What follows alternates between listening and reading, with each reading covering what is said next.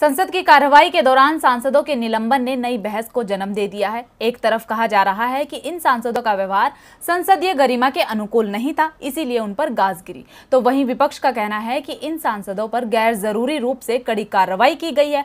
वहीं अब दूसरी तरफ सांसदों ने सरकार पर और गंभीर आरोप लगाए हैं।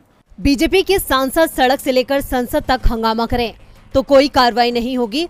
सत्तारूढ़ पक्ष के नेता लोकसभा से लेकर उच्च सदन में हल्ला मचाएं तो कोई उंगली नहीं उठेगी, लेकिन जैसे ही विपक्ष के सुर निकले वैसे ही उन्हें सदन से बाहर कर दिया जाता है। इस बार मॉनसून सत्र में भी कई विपक्षी सांसदों को निलंबित कर दिया गया है।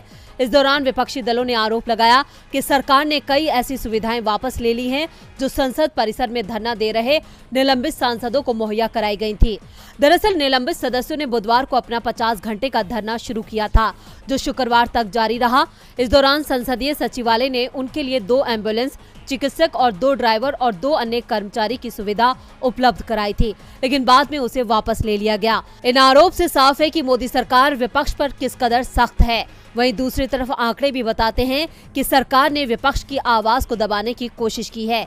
एक रिपोर्ट के मुताबिक 2014 में एनडीए की सत्ता के आने के बाद सांसदों के निलंबन में 170% का इजाफा हुआ है। इस रिपोर्ट में ये भी बताया गया कि 2006 के मॉनसून सत्र और फरवरी 2014 के बीच करीब 51 सांसदों को दोनों सदनों से सस्पेंड किया गया। वहीं अगस्त 2015 से अब तक ये आंकड़ा बढ़कर 139 सांसदों तक पहुंच गया है। इस मामले ने तूल तब पकड़ लिया जब मंगलवार को राज्यसभा के 19 विपक्षी सांसदों को शेष हफ्ते के लिए निलंबित कर दिया गया, जिसे लेकर अब भी हंगामा बरपा हुआ है। ये आंकड़े साफ बता रहे हैं कि विपक्ष पर जबरदस्त कार्रवाई की जा रही है। अब सवाल उठता है कि क्या विरोधियों पर सख्त हो रही है एनडीए सरकार। महाराष्ट्र में शिंदे सरकार के गठन को 1 महीना हो चुका है, लेकिन अभी तक मंत्रिमंडल का विस्तार नहीं हुआ है। ऐसे में उद्धव ठाकरे गुट लगातार शिंदे सरकार पर हमला बोल रहे हैं। इतना ही नहीं, बल्कि अब तो सीएम शिंदे और बीजेपी में मनमुटाव को लेकर भी सियासी कयास लगाए जा रहे हैं। वहीं अब राष्ट्रवादी कांग्रेस पार्टी के अध्यक्ष शरद पवार ने सीएम शिंदे और डिप्टी सीएम देवेंद्र फडणवीस पर निशाना साधा है। क्या कहा है शरद पवार ने, देखिए ये रिपोर्ट।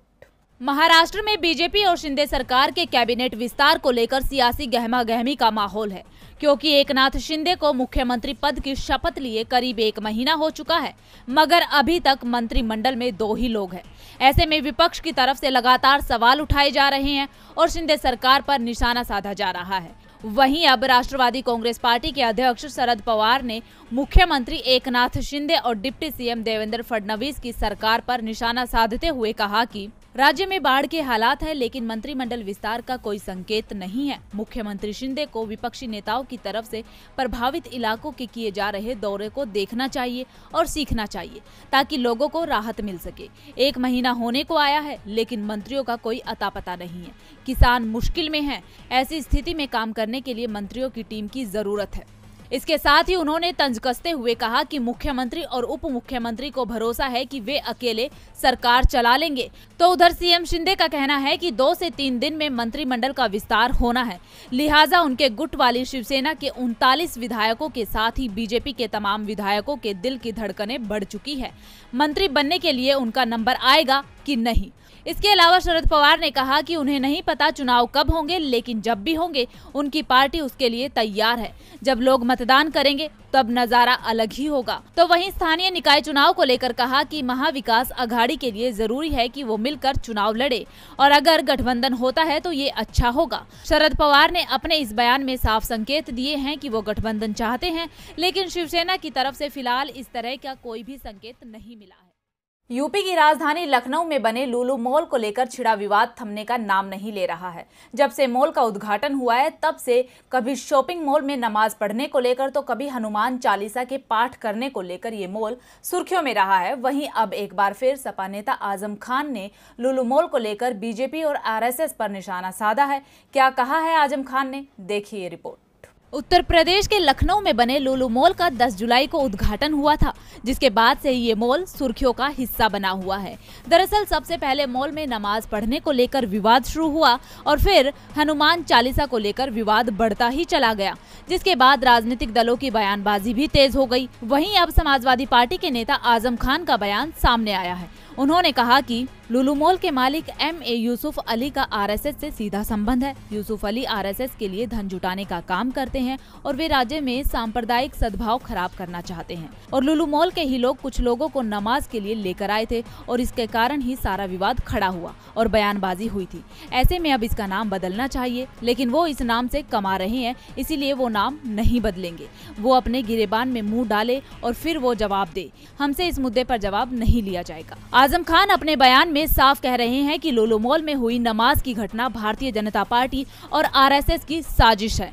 वहीं इससे पहले 21 जुलाई को भी समाजवादी पार्टी के नेता आजम खान ने लुलु मॉल विवाद पर एक बयान दिया था, जो सोशल मीडिया पर जमकर वायरल हुआ था। उन्होंने कहा था कि मैं कभी मॉल गया ही नहीं, तो मैं लुलु मॉल के बारे में क्या बयान दूं। हमने ना लुलु देखा है ना लोलो देखा है। हम आज तक किसी मॉल में नहीं गए हैं। जो लोग जा रहे हैं उनसे पूछिए, लुलु, लोलो, टुलु, टोलो।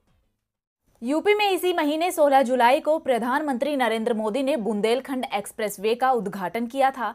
इस दौरान सीएम योगी की खूब तारीफ भी की गई थी, लेकिन थोड़े ही वक्त बाद एक्सप्रेसवे के जगह जगह से धंसने की खबरें सामने आई, जिसके बाद राजनीतिक बयानबाजी तेज हो गई। वहीं अब एक बार फिर समाजवादी पार्टी के प्रमुख अखिलेश यादव ने एक वीडियो शेयर करते हुए बीजेपी पर तंज कसा है। क्या कहा है अखिलेश यादव ने, देखिए ये रिपोर्ट। यह है आगरा लखनऊ एक्सप्रेसवे, जिसका उद्घाटन 21 नवंबर 2016 को उत्तर प्रदेश के पूर्व मुख्यमंत्री अखिलेश यादव ने किया था। वहीं अब सालों बाद अखिलेश यादव ने इस एक्सप्रेसवे का एक वीडियो शेयर किया है और भारतीय जनता पार्टी पर तंज कसा है।